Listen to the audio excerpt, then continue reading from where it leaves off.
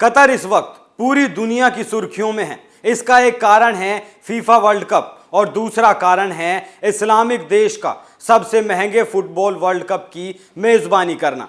तीसरा कारण है भारत के भगोड़े जाकिर नाइक को कतर बुलाकर गैर मुस्लिमों को बरगलाना। और चौथा कारण है कतर यूनिवर्सिटी में इस्लामिक शिक्षा के प्रोफेसर डॉक्टर शफी अल हजरी का एक इंटरव्यू। सब जानते हैं कतर एक मुस्लिम देश है जहां कड़े धार्मिक नियम लागू हैं। ऐसे में जब पूरी दुनिया से फुटबॉल फैंस कतर पहुंच रहे हैं तो ये रूढ़िवादी नियम चर्चा में हैं।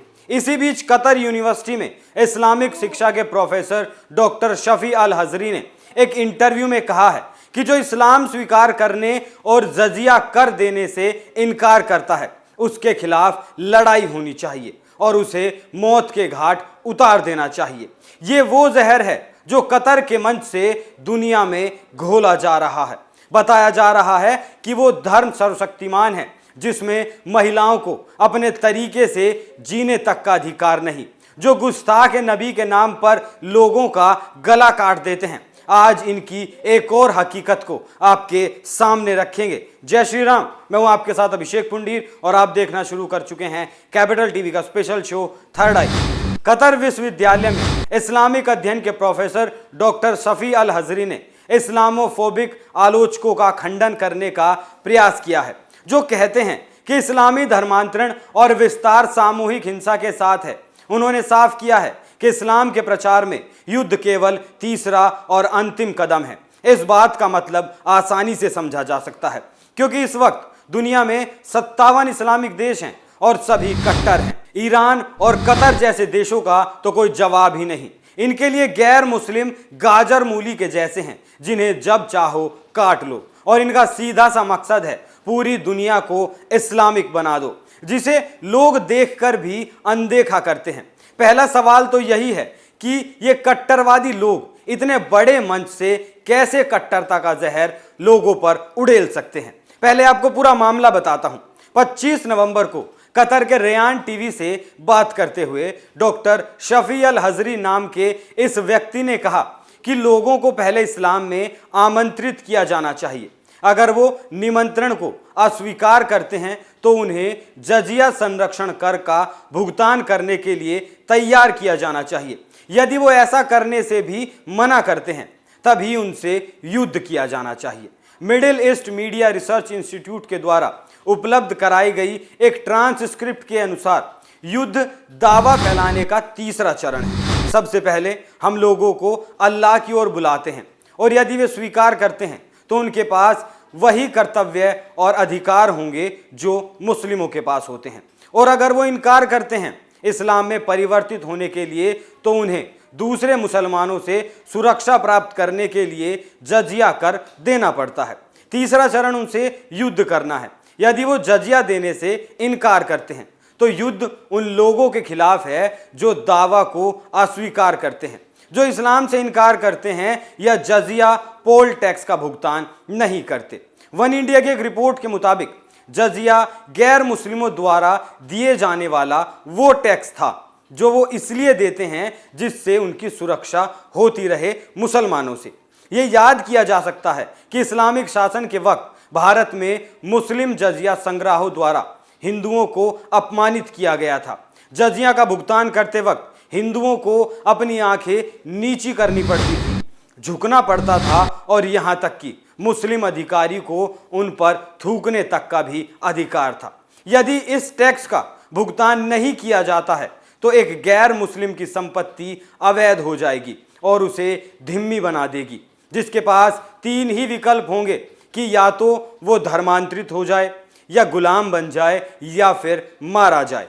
इस्लामिक आक्रांताओं ने जब हिंदुस्तान पर कब्जा किया तब ऐसा हुआ करता था, लेकिन कितनी सफाई के साथ ये सब कुछ छुपा लिया गया।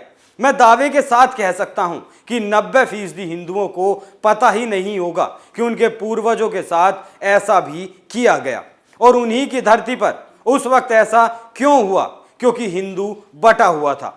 और आज भी हालात वैसे ही हैं। कहीं भी हिंदुओं का गला काट दिया जाता है और लोग सोशल मीडिया पर हा हुल्ला करके अपने घरों में मस्त नींद लेते हैं। हालात जैसे उस वक्त थे वैसे ही आज भी हैं, बस फर्क सिर्फ तरीकों का है, इससे ज्यादा कुछ भी नहीं।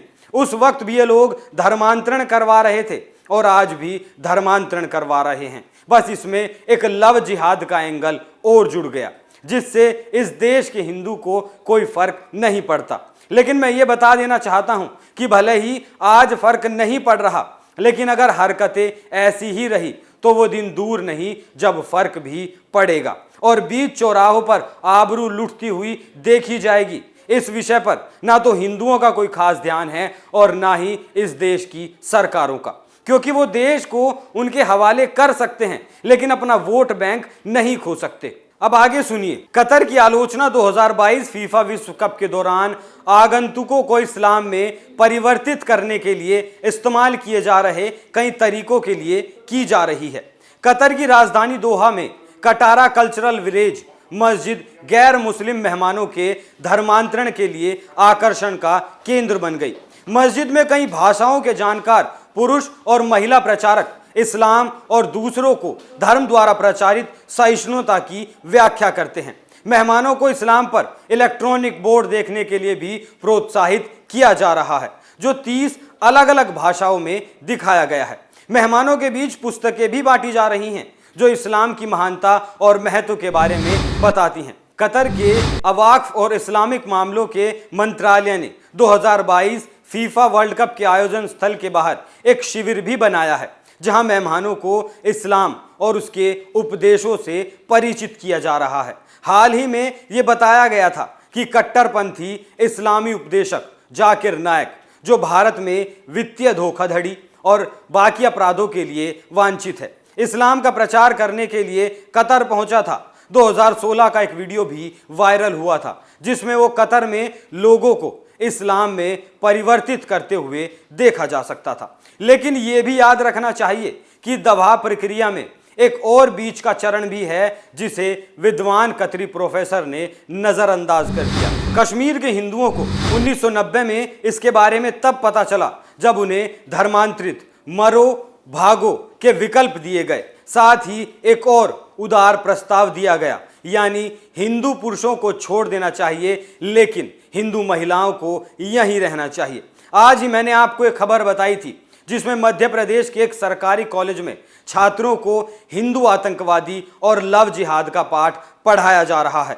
जो नहीं पढ़ रहा उसे जबरन पढ़ाया जाता है। बाहर से आई लड़कियों को जबरदस्ती मुस्लिम लड़कों के साथ रिश्ता बनाने के लिए कहा जाता है और अगर लड़कियां इनकार करती हैं तो उन्हें फेल करने की धमकी दी जाती है। ये बात मैंने इसलिए बताई है क्योंकि कुछ लोगों का मानना होगा कि ये सब कतर में ही तो हो रहा है, हिंदुस्तान में इससे क्या समस्या है। तो ये उदाहरण उनके लिए है। ये घटना इस बात का प्रमाण है कि कतर का एजेंडा यहां तक फैला हुआ है और इस एजेंडे से कैसे निपटना है वो भी मैं आपको बता चुका हूं। आप इस खबर के बारे में क्या राय रखते हैं हमें कमेंट करके जरूर बताएं।